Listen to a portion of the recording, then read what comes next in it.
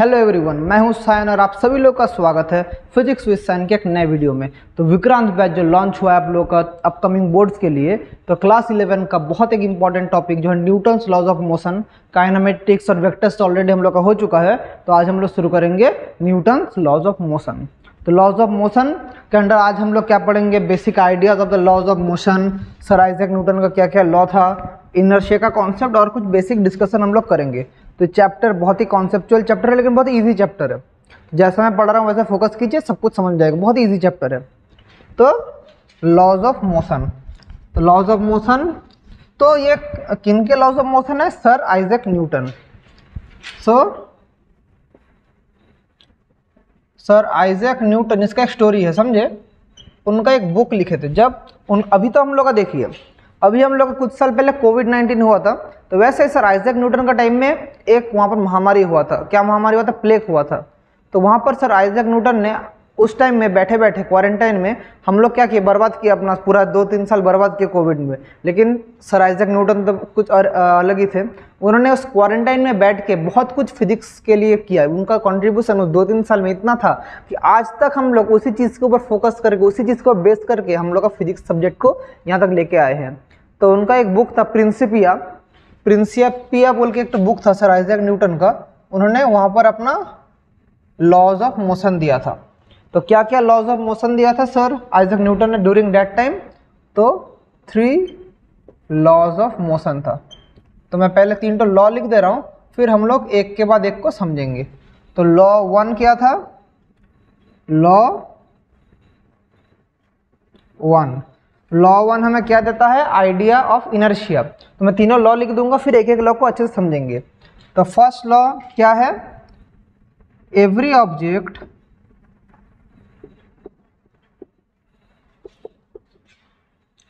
Tends to be at rest और in uniform motion along a straight line, tends to be at rest or in uniform motion along a straight line until an external force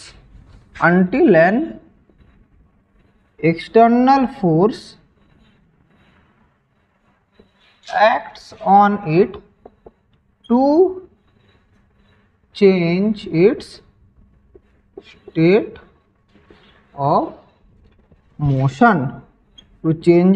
of motion, इसका मतलब क्या है? ये law था। As for example इसका मतलब देता हूँ, सोचिए यहाँ पर एक ऑब्जेक्ट है, ठीक है, ये रेस्ट में है।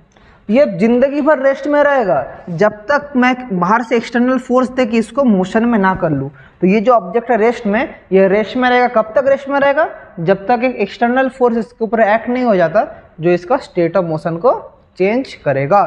That is the first law of motion, law 1। Okay, ये था लॉ 1। तो इससे हमें किसका कॉन्सेप्ट मिलता है? इन लॉ ऑफ इनर्शिया का। और अगर मेरा कोई ऑब्जेक्ट पहले से मोशन में है, मैं उसको जब तक रोक नहीं लेता हूँ वो चलता ही रहेगा। जस्ट फॉर एग्जांपल आप लोग साइकिल चला रहे हैं, चलता रहेगा जब तक आप एक ब्रेक नहीं अप्लाई करते जो उसका स्टेट ऑफ मोशन चेंज नहीं करेगा। तो यहाँ से हमें फर्स्ट लॉ ऑफ मोशन से किसका आइडिया मिलता है? लॉ ऑफ इनर्शिया का आइडिया मिलता है। हमारा सेकेंड लॉ क्या कहता है? लॉ 2 कहता है force is the rate of change of momentum। यहां से हमें सेकेंड लॉ से फोर्स का डेफिनेशन मिलता है। अभी आप लोग बोलेंगे सर हमने तो पढ़ा था force equals to mass into acceleration, ये था Newton second law of motion. हाँ वो था, लेकिन कहाँ से वो लॉ आया? वो आया है यहाँ से, rate of change of momentum. थोड़ी देर बाद मैं जब इसको एक्सप्लेन कराऊंगा तब मैं समझाऊंगा इसका फिजिकल सिग्निफिकेंस क्या है और इससे हम लोग कैसे force equals to mass into acceleration लेके आएंगे, वो मैं यहाँ से समझाऊंगा। और इसके बाद लॉ 3 क्या कहता है? लॉ 3 आप सभी लोगों को पता है, every action has its equal and opposite reaction. Every action has its equal and opposite reaction, every action has its equal and opposite reaction. तो इस तीनों लॉ को अभी हम लोग एक के बाद समझेंगे। तो तीनों लॉ आप लोग नोट डाउन कर लीजिए, तीनों लॉ क्या है। अभी मैं एक एक लॉ को एक्सप्लेन कराऊंगा। सबसे पहले लॉ 1 का बात अगर मैं करूं तो लॉ 1 से हमें क्या मिलता है, कॉन्सेप्ट ऑफ इनर्शिया मिलता है। सो एक चीज जान के रखिए, मैं जो बोल रहा हूं, लॉ 1 को हमें क्या बोलता है, इनर्शिया कौन से मिलता है, इसलिए इस लॉ को हमें लॉ ऑफ इनर्शिया के नाम से भी हम इस लॉ को जानते हैं। इस लॉ को हम लोग लॉ ऑफ इनर्शिया भी बोलते हैं। अभी बोलेंगे सर ये इनर्शिया का मतलब क्या है। इनर्शिया वर्ड का मतलब है स्टेट ऑफ ए बॉडी। कौन से स्टेट में है, state of a body, rest में है या मोशन में, वो क्या है, इनर्शिया। दो टाइप का इनर्शिया होता है, इनर्शिया ऑफ रेस्ट और एक तो होता है inertia of motion. Inertia of rest और इनर्शिया ऑफ मोशन दो टाइप का होता है। इनर्शिया ऑफ रेस्ट मतलब हमारा ऑब्जेक्ट रेस्ट में रहेगा, इनर्शिया मोशन मतलब मोशन में रहेगा। इसका रियल लाइफ में बहुत हमारा एप्लीकेशन है। तो रियल लाइफ अगर इंसिडेंट्स के साथ मैं बोलूं, रियल लाइफ इंसिडेंट्स के साथ अगर मैं डिस्कस करूं तो क्या है real life incident. As for example आप सभी लोगों को पता है, अगर यहाँ पर मेरा एक तो ग्लास रहा, इसके ऊपर एक तो कार्डबोर्ड है, यहाँ पर मेरा एक तो कॉइन है, ठीक है। इस कॉइन को मैं मतलब कॉइन ऊपर है, यहाँ पर एक तो कार्डबोर्ड है, यहाँ ग्लास है। इस कार्डबोर्ड को अगर मैं जोर से मारूं, थोड़ी देर बाद क्या हो जाएगा बोलिए तो, ग्लास जैसा का जैसा रहेगा, कार्डबोर्ड इधर आ जाएगा और कॉइन मेरा नीचे गिर जाएगा। ये क्यों हुआ बोलिए तो, पहले मेरा ये जो कॉइन था ये किस में है, इनर्शिया ऑफ रेस्ट में है। ये ग्लास किस में है, इनर्शिया ऑफ रेस्ट में। ये कार्डबोर्ड किस में, इनर्शिया ऑफ रेस्ट में है। लेकिन जब मैंने इसको मारा, ये बाकी सब रेस्ट में रह गया, लेकिन ये कार्डबोर्ड क्या आ गया, इनर्शिया मोशन में। तो ये अपने इनर्शिया ऑफ रेस्ट के लिए नीचे गिर गया, ठीक है, और ये इनर्शिया मोशन में चल गया।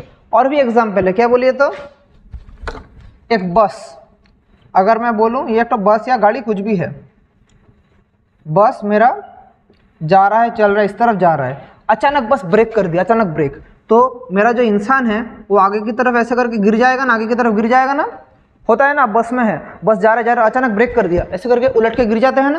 क्यों होता है बोलिए तो, ये होता है क्योंकि जब बस मेरा मोशन में होता है तो मेरा पूरा बॉडी मोशन में होता है, फुल बॉडी हमारा मोशन में होता है। लेकिन जब ब्रेक अप्लाई करता है, हमारा जो पार्ट बस के ग्राउंड फ्लोर के साथ कनेक्टेड रहता है कि हमारा लेग्स, वो किस में रहता है, रेस्ट में रहता है, रेस्ट में हो जाता है। लेकिन अपर बॉडी हमारा फिर भी इनर्शिया के लिए किस में, मोशन में है। इसलिए जब भी ब्रेक अप्लाई किया, मेरा पैर उधर खड़ा का खड़ा रहेगा, लेकिन ये मेरा बॉडी आगे की तरफ चल गया। तो ये किसका एग्जाम्पल है, इनर्शिया ऑफ रेस्ट मोशन का। और एक चीज़ होता है, बस जब चालू करने के पहले आप खड़े होते हैं, बस जब स्टार्ट होने का पहले खड़े रहते हैं, तब आप लोग देखना पूरा स्ट्रेट खड़े हैं, अचानक बस चालू होता है, आप लोग पीछे की तरफ ऐसे हिल जाते हैं। क्यों होता है, वो होता है वो भी inertia of rest and motion के लिए। जब पूरा खड़े रहते हैं, पूरा बॉडी रेस्ट में है, लेकिन जब बस चलना शुरू होता है तो हमारा पैर जो कि कांटेक्ट में है, वो इनर्शिया मोशन में आ जाता है, तो चलना शुरू हो जाता है। अपर बॉडी हम लोग का क्या, इनर्शिया ऑफ रेस्ट में रहता है, इसलिए अचानक हम लोग पीछे की तरफ ऐसे बेंड हो जाते हैं। यही है दोनों फेनोमेना, इनर्शिया ऑफ रेस्ट और इनर्शिया ऑफ मोशन। इसका बहुत सारे एग्जाम्पल है रियल लाइफ में। जैसा ये कपड़ा, जैसे कपड़ा अगर हम लोग ऐसे डस्ट साफ करते हैं, तो देखिए ना, कोई भी गंदा कपड़ा को हम लोग लेके ऐसे करते हैं, क्यों करते हैं बोलिए तो हमारे इसका डस्ट पार्टिकल नीचे गिर जाता है। क्यों होता है, जब मैंने इसको ऐसे करके शेक किया, इसको ऐसे करके मैंने किया, तो इस कपड़ा मेरा आ गया इनर्शिया मोशन में, लेकिन इसका अंदर जो डस्ट पार्टिकल्स है वो किस में है, इनर्शिया रेस्ट में है। तो ये मेरा कपड़ा मोशन में है और डस्ट पार्टिकल रेस्ट में, इसलिए डस्ट पार्टिकल नीचे गिर जाता है। बहुत एग्जाम्पल है ऐसे करके इनर्शिया रेस्ट एंड मोशन का, बहुत एग्जाम्पल है, सभी का एक ही एक्सप्लेनेशन होगा। और यहाँ से एक चीज़ हम लोग जानेंगे कि जिस बॉडी का जितना ज़्यादा मास होगा उसका उतना ज़्यादा inertia. More the mass more is the inertia. मतलब यहाँ पर एक तो अगर मेरा बॉडी है जिसका वेट है 100 kg, यहाँ पर एक तो बॉडी है जिसका वेट है 10 kg, तो इसको हटाने के लिए दोनों ही रेस्ट में है, ये भी रेस्ट में है और ये भी रेस्ट में है। तो इस बॉडी को डिस्प्लेस करने के लिए हमें ज़्यादा फोर्स अप्लाई करना पड़ेगा, क्योंकि इसका इनर्शिया ज़्यादा है। तो more the mass more is the inertia. तो यहाँ से हम लोग एक चीज़ कह सकते हैं कि क्या, mass is the measure of inertia. यहाँ से एक इम्पोर्टेंट, बहुत इंपॉर्टेंट स्टेटमेंट है, mass is a measure of inertia. Mass is the measure of inertia. तो ये था फर्स्ट लॉ का एक्सप्लेनेशन। अभी हम लोग उसमें वापस जाते हैं, rate of change of momentum, law 2, जिसमें हमें डेफिनेशन ऑफ फोर्स मिलता है। बोलेंगे सर क्या पढ़ा रहे हैं, देखिए देखिए सब बोलूँगा क्या पढ़ा रहा हूँ। तो अभी मैं कहाँ जा रहा हूँ, लॉ 2, लॉ नंबर 2। तो इसमें मैंने क्या बोला था, force is the rate of change of momentum, rate of change of momentum. Force is the rate of change of momentum. Momentum का डेफिनेशन क्या है, momentum P equals to M V, यह है momentum P equals to M V. तो अभी rate of change of momentum क्या है, momentum मतलब मास इनटू वेलोसिटी।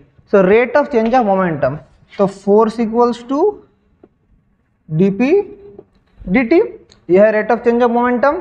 इसका मतलब क्या है, d of dt m v। तो d of dt m v, इसका मतलब क्या है, v dm dt plus m dv dt, यही क्या है हमारा फोर्स है, v dm dt plus m dv dt। अभी देखिए हम लोग क्या जानते हैं, हम लोग जनरली यहाँ पर हम लोग बोलते हैं, जनरली हमारा m क्या होता है, कांस्टेंट होता है। जनरली हमारा मास होता है कांस्टेंट, और dm dt को हम लोग कंसीडर कर लेते हैं 0। ये जनरली होता है, लेकिन हर समय नहीं होगा। आप लोग का क्लास 9-10 में जब पढ़े थे वहाँ पर मास कांस्टेंट पढ़े थे, तो इसलिए dm dt 0 होता है। तो ये dm dt 0 हो गया, तो f क्या हो गया, m dv dt, ये dm dt को 0 पकड़ लिए, और dv dt का मतलब ये है एक्सेलरेशन, तो ma।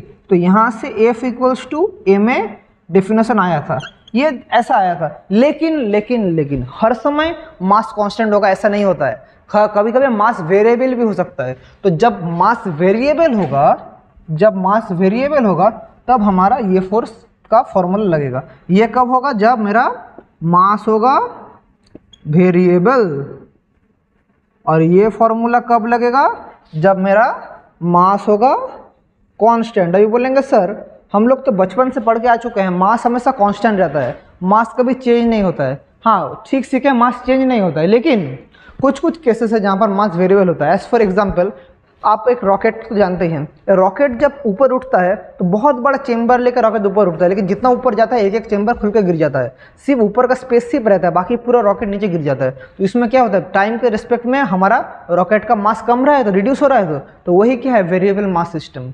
आपका रियल लाइफ में आप बाइक भी जब चलाते हैं, आपका बाइक में तो पेट्रोल है, पेट्रोल तो खत्म हो रहा है, पेट्रोल खत्म हो रहा है मतलब मास रिड्यूस हो रहा है, वो भी एक वेरिएबल मास है। लेकिन पूरा बाइक का वेट के रिस्पेक्ट में एक पेट्रोल का वेट बहुत कम है, इसलिए मेरा बाइक का उतना रिलेटिव काम नहीं करता। लेकिन रॉकेट में बहुत फैक्टर है, क्योंकि पूरा रॉकेट में इतना बड़ा का रॉकेट है, स्पेसशिप इतना छोटा रहेगा, बाकी पूरा ही है रॉकेट। इन सब चीज़ों को थोड़ा आप लोग को समझना पड़ेगा। तो वो है एक वेरिएबल मास सिस्टम, ठीक है। तो यहीं से आता है हमारा Newton second law of motion, और ये है जब मेरा मास वेरिएबल है तो हम लोग ये वाला, मैं आप लोगों को जब रॉकेट मोशन पढ़ाऊंगा तब मैं इन चीज़ों को फिर से मैं एक बार बोलूँगा, तब रॉकेट मोशन में ये वाला फॉर्मूला काम में आता है, ठीक है। तो सेकेंड लॉ से हमें क्या मिला, सेकेंड लॉ से हमें मिला definition of force. Definition of force आया कहाँ से, सेकेंड लॉ ऑफ मोशन से। सेकेंड लॉ ऑफ मोशन में हमें एक और चीज़ हम लोग यहाँ से सीखेंगे, वो क्या है, इम्पल्स के बारे में। यहाँ से सेकेंड लॉ का एप्लीकेशन में वो पड़ता है, that is what, impulse and impulsive force. Impulse and impulsive force, ये क्या है, तो जब हमारा बहुत large amount of force acts for a very small period of time, that is called a impulse and the force is called a impulsive force. मैं पहले definition लिख लेता हूँ। जैसे क्रिकेटर, क्रिकेट बॉल कर रहा है, बैट में मार रहा है छक्का, देखिए बॉल आया, बैट्समैन ने शॉट मार दिया, तो बॉल जब आया और बैट में लगा तो बैट और बॉल का कांटेक्ट बहुत कम टाइम में होता है, 1 सेकंड से भी कम टाइम में बैट और बॉल का कनेक्शन, लेकिन उसी टाइम पीरियड में हमारा बॉल कहाँ पर मैदान का बाहर चल जाता है, तो that is called an great impact and that is an impulsive force. और जो फेनोमेना को हम लोग बोलते हैं इम्पल्स, एक फुटबॉलर फुटबॉल को किक कर रहा है, तो फुटबॉलर का पैर और हमारा फुटबॉल का बीच में टाइम ऑफ कॉन्टैक्ट क्या था, बहुत कम था, लेकिन फुटबॉल जा रहा है ग्राउंड के बाहर, तो ये सब कुछ एग्जाम्पल है इम्पल्स। सो ये क्या है, when very high amount of force acts for a very short interval of time, then it is called impulse. Then it is called impulse. And the force involved is called impulsive force. Impulse and the force involved is called impulsive force. इसका example क्या है, batsman hitting ball with bat, या footballer kicking a ball.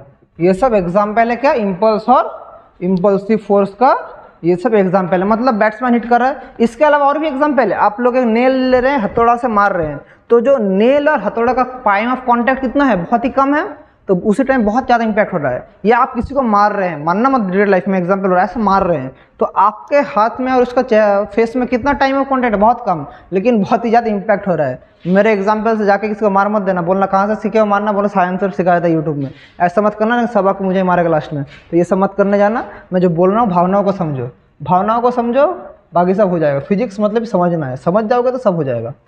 तो very high amount of force acts for a very short interval of time, then it is called impulse and the force involved is called impulsive force। ठीक है, तो ये हम लोग सीख लिए, फोर्स क्या है, इम्पल्स क्या है, इम्पल्सिव फोर्स क्या है, ये हम लोग सीख लिए।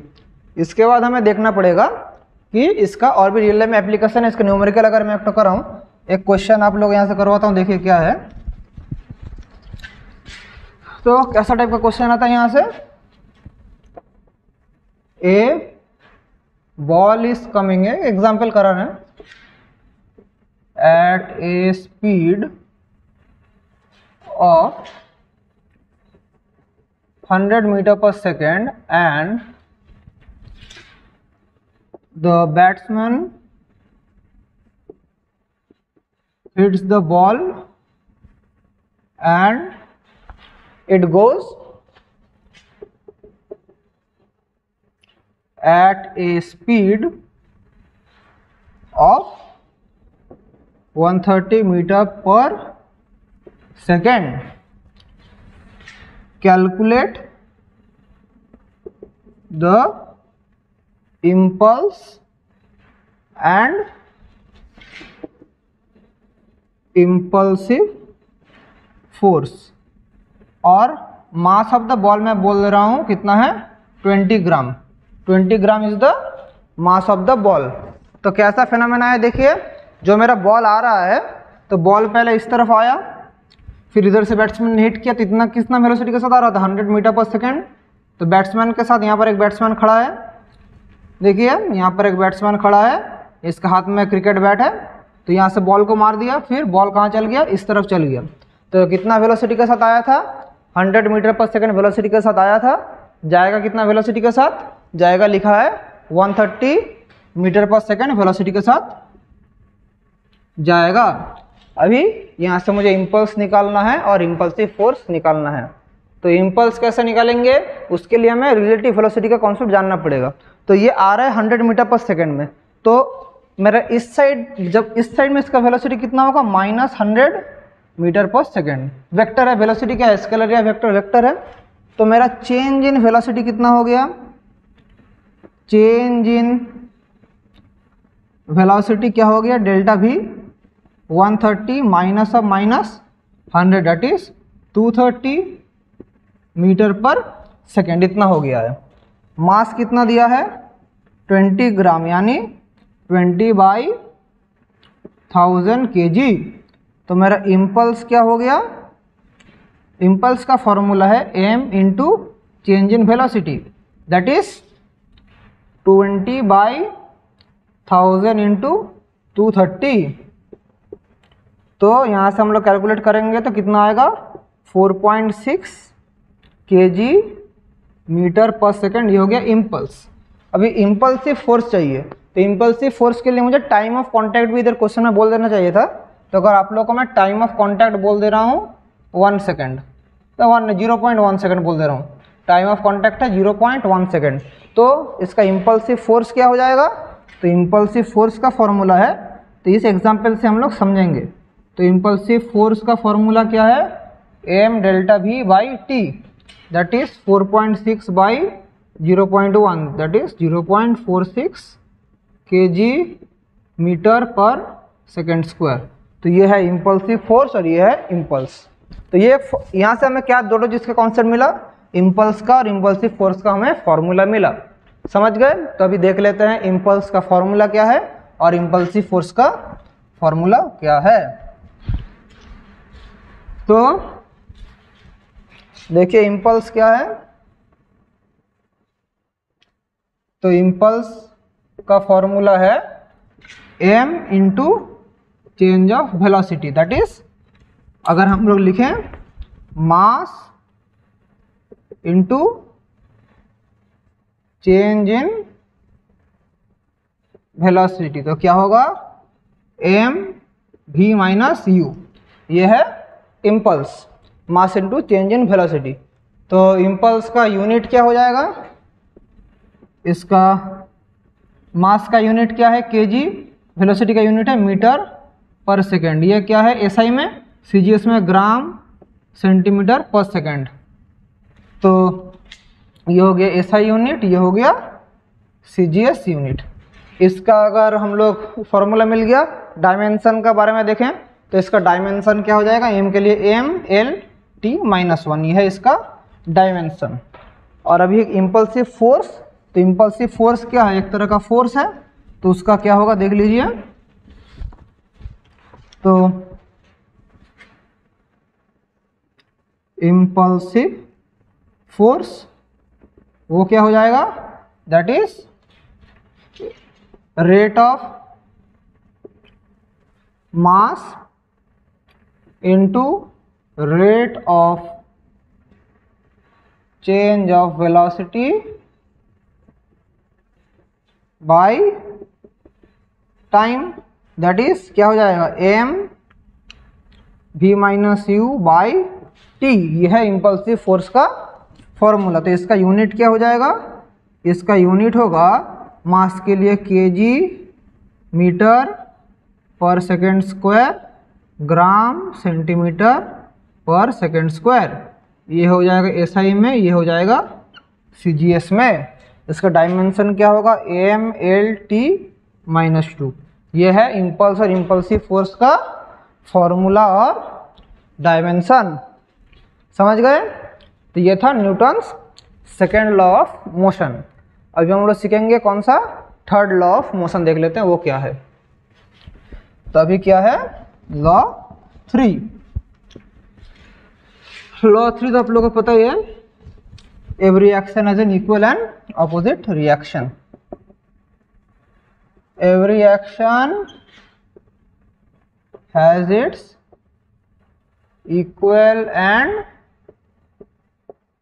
Opposite reaction. इसका एक्सप्लेनेशन क्या है, अगर देखिए दो ऑब्जेक्ट इधर है, दो ऑब्जेक्ट है, ये इसके ऊपर फोर्स अप्लाई कर रहे हैं, इसके ऊपर फोर्स अप्लाई कर रहा है। ये फोर्स अगर F1 है, ये फोर्स अगर F2 है, तो according to Newton second law of motion F1 equals to minus of F2।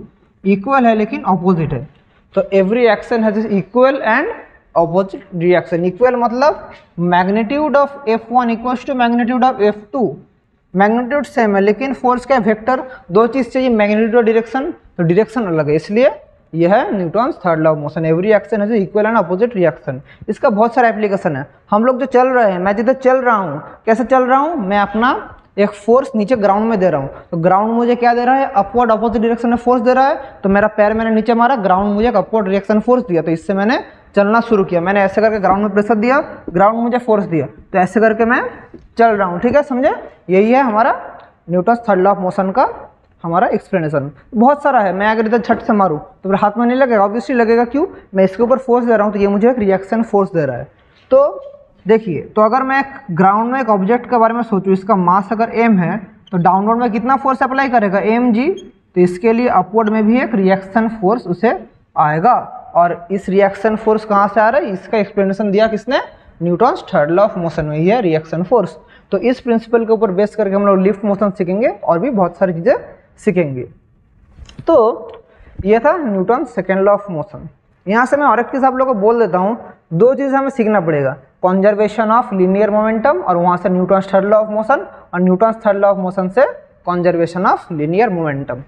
तो पहले मैं वही चीज़ थोड़ा आप लोगों को बोल देता हूँ, कंजर्वेशन ऑफ लीनियर मोमेंटम क्या है, उसके बारे में थोड़ा सुन लीजिए। तो law of conservation of linear momentum, law of conservation of linear momentum. तो बहुत ही इजी लॉ है। क्या है, यहाँ पर अगर मेरा दो टो बॉल है, बॉल रह सकते कुछ भी रह सकते हैं, यहाँ पर ये बॉल A है, ये बॉल B है, इसका मास है m में, इसका मास है mb, इसका मास है mb, इसका वेलोसिटी है ua, इसका वेलोसिटी है ub। ये है before collision, before collision. Collision के बाद क्या हो जाएगा, कॉलिजन के बाद a b, ma va, mb vb, ये हो जाएगा, ये है आफ्टर कॉलिजन। तो law of conservation of momentum बोलता है, अगर एक लाइन में हमारा पूरा सिस्टम हो तो बिफोर जो मोमेंटम होगा आफ्टर भी सेम मोमेंटम होगा। तो according to law of conservation of linear momentum, this law state that on a straight path, on a straight path, total momentum before and after collision remains conserved on a straight path। मतलब straight line में ही होगा, अगर line change हो गया तो नहीं होगा। तो एक चीज जान के रखिए, मोमेंटम लीनियर मोमेंटम, नाम ही है लीनियर, तो एक स्ट्रेट लाइन में जब हमारा ऑब्जेक्ट मूव करेगा तो बिफोर और आफ्टर कॉलिजन में हमेशा मोमेंटम कंजर्व रहेगा। मतलब क्या है, इनिशियल मोमेंटम क्या था, ma ua plus mb ub equals to ma va plus mb vb। यही है law of conservation of linear momentum. अभी इस law of conservation of linear momentum से हम लोग क्या करेंगे, Newton's third law of motion, और वहाँ से वाइस वर्सा हम लोग करेंगे। तो अभी हम लोग कर रहे हैं क्या, यहाँ तक समझ गए? तो मैं मिटा रहा हूँ, या आप लोग लिख लीजिए, 5 सेकंड टाइम दे रहा हूँ, 1 2 3 4 5 डन। तो अभी हम लोग करेंगे law of conservation of linear momentum से Newton's third law of motion को डिराइव करेंगे। तो law of conservation of linear momentum से क्या करेंगे, न्यूटन्स थर्ड लॉ को डिराइव करेंगे।